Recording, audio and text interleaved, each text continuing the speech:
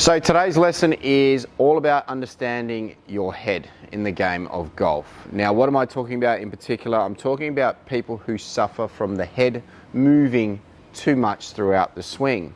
It's all too often we walk down the range and we're looking at people and they're either suffering from the head going down, the head going up, the head moving to the right, or even the head moving to the left in their backswing. And it's very, very important that we start to remain extremely centered as much as we possibly can throughout the golf swing. If we can do this, it's going to give us the best chance possible of creating good attack angles, great paths back at the golf ball, and effective strikes. So it's important in this lesson for you to understand why you are doing the things that you are doing in your backswing if you know you have what I would call a little bit of a head issue. So we're going to first of all talk about the people that sway to the right with their upper body or sway to the left with their upper body in their backswing. Now what you need to understand, it's not exactly that your head is moving, it just means your body isn't moving effectively in a backswinging motion. So first of all, let's talk about the person whose head shifts off to the right. Now generally 9 times out of 10 this spawns from a person who has what we would call or had before a lower body sway issue. 9 times out of 10 we see a lot of people take their backswing and they've got this lower body sway, and then we tell them to minimize that sway as much as they can, and all of a sudden what happens, it goes from the lower half straight to the upper half in the backswing, and what you see is as they're taking that backswing is that their head shifts off to the right. So it's understanding that they don't want to move their lower half, but in doing so they're moving their upper half, and that's what we would call an upper half sway back. It's also a case that we sometimes see this when people are trying to produce what we would call maximum width in their backswing, and they swing that club back so far that in doing that it causes the upper body to sway back. So then the exact opposite to that is a person who again has probably had a lower body sway issues, trying to lock that hip up, but in doing so they're trying to push into the ground and off to what I would call the target side of the golf ball, which then causes the head to move left of center as they're taking that backswing. So like I said there, most of this always spawns from the fact that you probably had a lower body sway issue at first. You're trying to minimize that as much as possible, but just not understanding the correct feels that you need to get yourself into an effective position.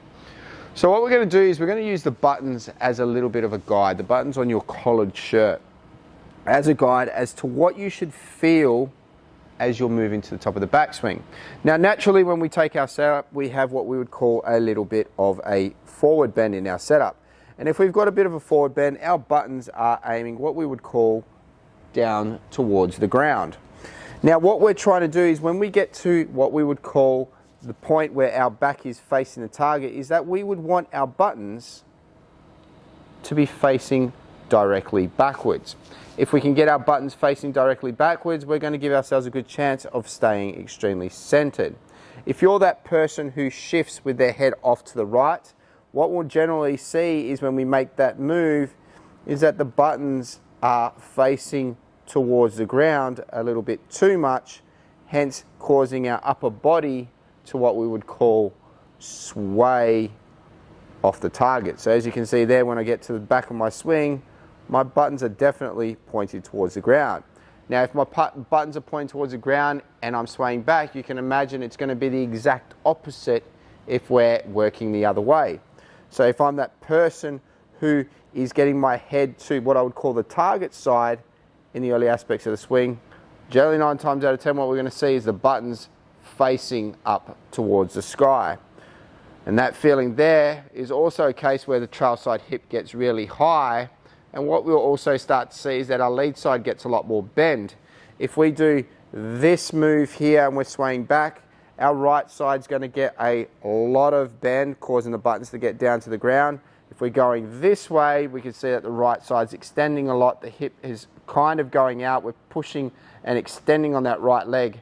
But as a good reference, just look at the buttons of your shirt. That's going to tell you exactly what you're doing. So then if we're to do this correctly, what we want to feel is that when we get to the top of our backswing, that the buttons of our shirt are aiming directly opposite to where our target is. And if we can do that, we're going to be staying extremely centered.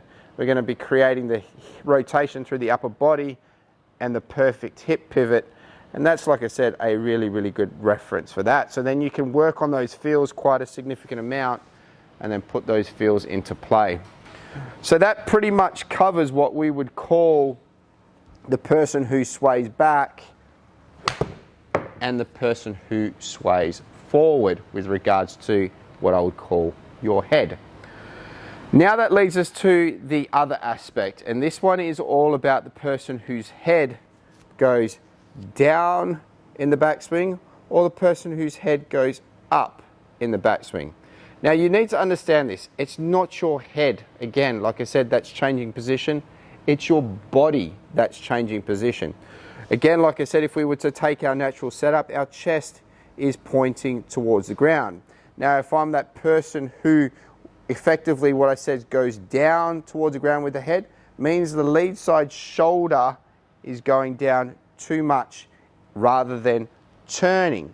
If I'm that person whose head goes up, you can use a reference of your bum coming in, or again, the lead side shoulder coming up in the backswing. So it's very, very important now that we start to contain or maintain what we would call structure throughout the whole swing. So again, just like I put a shaft across my shoulders earlier, and we were looking at how we need to feel with regards to buttons on our shirt with pointing up or pointing down, we need to understand here, it all has to do with what we would call our lead side bend. If we have excessive bend in our lead side, causes the trail side to go up, causes our head to go down. If we create too much extension through the lead side, again, causes our shoulders to go up, causes our bum to go in.